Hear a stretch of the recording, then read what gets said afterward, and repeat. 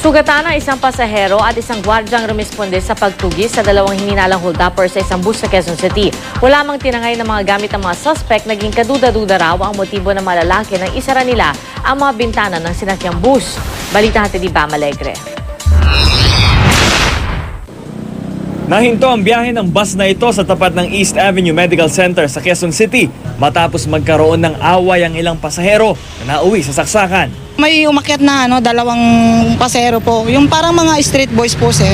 Tapos yung tatlong pasero ko po na na pinagkainitan po nila may mga ticket po yun, sir. Nagbayad po sa akin yun. Mga pasero po talaga yun. Ang nangyari po, nagkainitan. Ayon sa driver ng bus, wala naman nagdeklara ng hold-up. Pero ang dalawang lalaking bagong sakay sa bus, tumayo lang malapit sa pinto at isinara ang lahat ng mga bintana. Umalma ang tatlong lalaking pasahero at pinapababa ang mga bagong sakay. Dito na raw bumunot ng patalim ang mga suspect hanggang nahagip ng patalim ang paa ng pasaherong si Loida. Mga hold up ka lang sinipa po nung naka-camouflage. Tapos yun po, nag-ano na po ng kutsilyo yung isa, yung nakasando po ng itim. Labas? Opo. Tapos inabot po niya ng kutsilyo kaya yun ako po yung natamaan niya.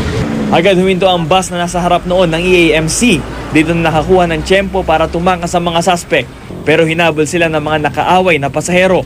Rumesponde sa komosyon ng mga security guard ng ospital.